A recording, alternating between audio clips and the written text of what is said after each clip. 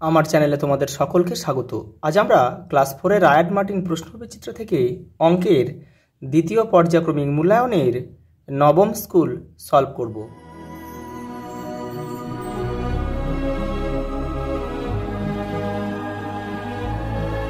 প্রথম প্রশ্ন দেখো, অর্ধেক কথার অর্থ কি?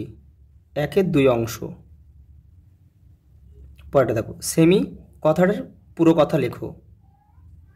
সেন্টিমিটার। সেন্টিমিটার। পরেরটা দেখো, 5 মিটারের 2/5 অংশ কত মিটার? দেখো তাহলে 5 গুণ 2/5 দিয়ে কাটো এটা, তাহলে 5 5 5 1 5 5 5 কেটে গেল, তাহলে 2 1 2 হবে 2 মিটার। পরেরটা দেখো, শূন্য স্থান পূরণ করো। 2/5 একটি 2-এর প্রকৃত ভগ্নাংশ। প্রকৃত ভগ্নাংশ মানে লব ছোট হবে, হর বড় হবে, তাহলে এটা হবে প্রকৃত ভগ্নাংশ। আর অপ্রকৃত মানে উপরে বড় হবে, মানে লব বড় হবে, হর ছোট হবে। পরেরটা দেখো, 0.7কে সামান্য ভগ্নাংশে পরিণত করো।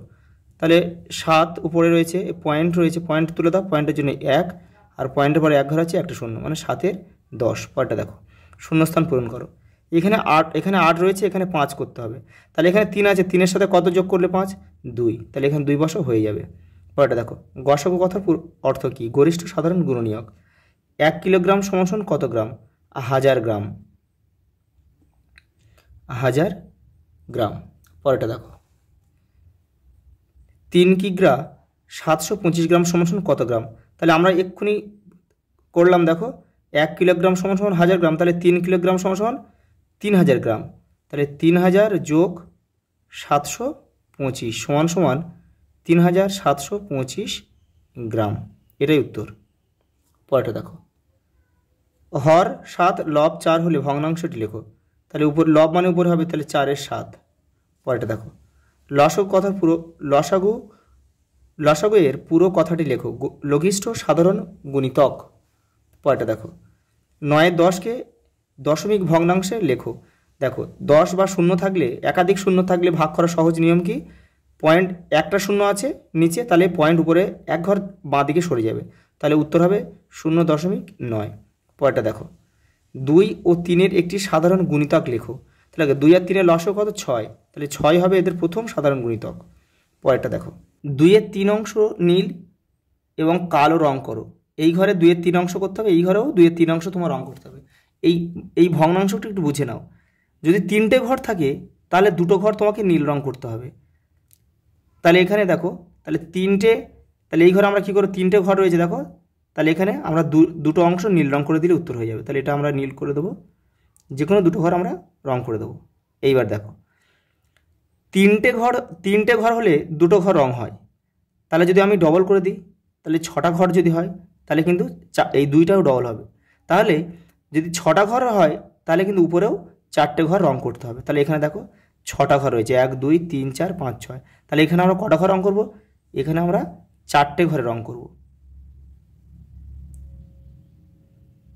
এই হয়ে গেল। দেখো, নাসিমা 10টি নাড়ুর 1/2 অংশ খেলো, তবে কতগুলি নাড়ু খেলো? দেখো 1/2 গুণ 10, 5 2 10, তাহলে 5 1 5, তাহলে 5টি নাড়ু খেলো। পরেরটা দেখো, 7 মিটার 20 সেন্টিমিটার কত সেন্টিমিটার? দেখো মিটার ডেসি সেন্টি, মানে 3টে ঘরের ডিফারেন্স, মানে 100। তাহলে 7 মিটার সমান 700 সেন্টিমিটার প্লাস 20 রয়েছে, তাহলে উত্তর হবে 720 সেন্টিমিটার। পরেরটা দেখো, 10টি লজেন্সকে না ভেঙে কতজনের মধ্যে ভাগ করতে পারবো? দেখো তাহলে আমরা কি 10 1 10, মানে 10 জনকে একটা করে দিলে হয়ে যাবে। আবার কি করা যায়? আমরা দেখো শুধু উৎপাদকে ভাঙলেই কিন্তু হয়ে যাবে, এটাকে উৎপাদকে ভাঙলেই হয়ে যাবে। দেখো 5 জনকে যদি আমরা দিই, তাহলে 2টো করে দিলেও হয়ে যাবে। আবার 2 জনকে যদিও দিই, তাহলে 5টা করে দিলেও হয়ে যাবে। তাহলে দেখো পরেরটা দেখো, 5-এর 10কে দশমিক ভগ্নাংশে রূপান্তর করো। দেখো তাহলে নিচে শূন্য থাকলে ভাগ করা সহজ নিয়ম কি? 1 আর 0 থাকলে, তাহলে দেখো একটা শূন্য আছে, মানে উপরে পয়েন্ট বাঁ দিকে 1 ঘর সরবে, অতএব উত্তর হবে 0.5। পরেরটা দেখো, কোনো সংখ্যার গুণনীয়ক হচ্ছে নির্দিষ্ট। 1 কিলোমিটার সমান সমান 1000 মিটার। কোথায় আছে দেখো, এই যে 1000 মিটার। তরল পদার্থের আয়তন পরিমাপের মূল একক হচ্ছে লিটার। দেখো 7-এর 13 ভগ্নাংশটি একের থেকে এটা হচ্ছে ছোট। কারণ দেখো 13 দিয়ে যদি আমি 7কে ভাগ করি একবারও যাবে না, যেহেতু ছোট। পরেরটা দেখো, যোগ করো। দেখে নাও, এই যে যোগ করো, এখানে একটা দুটো যোগ দিয়েছে, আবার এখানে বিয়োগ করো, দুটো বিয়োগ দিয়েছে। দেখো এই 4টে অঙ্কই একসঙ্গে দেখে নাও। দেখো প্রথমে যোগ দিয়েছে, এই যে এখানে 4 লসাগু, আর নিচেরগুলো সব মিলে গেছে, মানে উপরেগুলো শুধু বসে যাবে। তাহলে হলো কত, 2 1 3 1 4, তাহলে 4 4 মিলে গেল, তাহলে কেটে গেল 1 উত্তর। এই যে এবার এটা দেখো 100 লসাগু, তো 100 লসাগু মানে উপরেগুলো সব বসে যাবে। 24 যোগ 26 যোগ 50। দেখো 26 আর 24 যোগ করলে হয় 50, আর এই 50, তাহলে 100। তাহলে 100 বাই 100, তাহলে 100 বাই 100 কেটে যাবে, উত্তর 1 হয়ে যাবে। অতএব উত্তর 1, এটা উত্তর। দেখো বিয়োগটা দেখে নাও। দেখো এই 5 লসাগু, পূর্ণ সংখ্যার সঙ্গে এটা গুণ হয়ে যাবে, 5 1 5, 5 5 মিলে গেল, উপরে 2টা বসে যাবে। 5 থেকে 2 বাদ দাও, 3 5, এটা উত্তর। পরেরটা দেখো, এই যে দেখো 139 লসাগু, তাহলে এই 139 মিলে গেল, মানে উপরে 73 বসে যাবে, বিয়োগ হবে 70 বসে যাবে। তাহলে 70 থেকে এই 73 থেকে 70 বাদ দিলে দেখো 3, তাহলে উপরে 3 নিচে 139, এটাই উত্তর। দেখো 5 দাগের কটা অঙ্ক দিয়েছে, 1, অর্থাৎ 2টো দিয়েছে। দেখো দুটো একসঙ্গেই দেখে নাও। এই যে 5-এর প্রথম অঙ্কটা দেখো, একটা বিয়োগ দিয়েছে, এই যে বিয়োগ করেছে, এটা উত্তর হয়েছে। আর আরেকটা দিয়েছে অথবা দিয়েছে, দেখো এই যে এটাও বিয়োগ দিয়েছে। এবার এখানে কি দেখো, এই 5 লিটার দিয়েছে, কিন্তু এখানে 0 মিলিলিটারটা তোমাকে লিখে নিতে হবে, কারণ অঙ্কটা সাজাতে গেলে তোমাকে এটা লিখে নিতে হবে, লিখে নিয়ে তোমাকে অঙ্কটা করতে হবে। এই যে এটা উত্তর, 1 লিটার 570 মিলিলিটার উত্তর। পরেরটা দেখো, এটা দেখো 6 দাগের একটা দুটো যোগ দিয়েছে, দেখো একসঙ্গে দেখে নাও। এই যে দেখো 0 0 এই 2, আর এটা 8 আর দিয়ে 10, তাহলে 10 কিগ্রা আর 200 গ্রাম, এটা উত্তর। দেখো আরেকটা দিয়েছে এখানে, এই যে এখানে দেখো শুধু গ্রাম দিয়েছিল, এখানে কিলোগ্রামের জায়গায় আমরা 0 বসিয়ে নিয়েছি, বসিয়ে নিয়ে অঙ্কটা করলাম। দেখো 3 কেজি 700 গ্রাম, এটাই উত্তর। দেখো পরেরটা দেখো, 7-এরটা 12 ও 18-র সাধারণ গুণনীয়ক লেখো।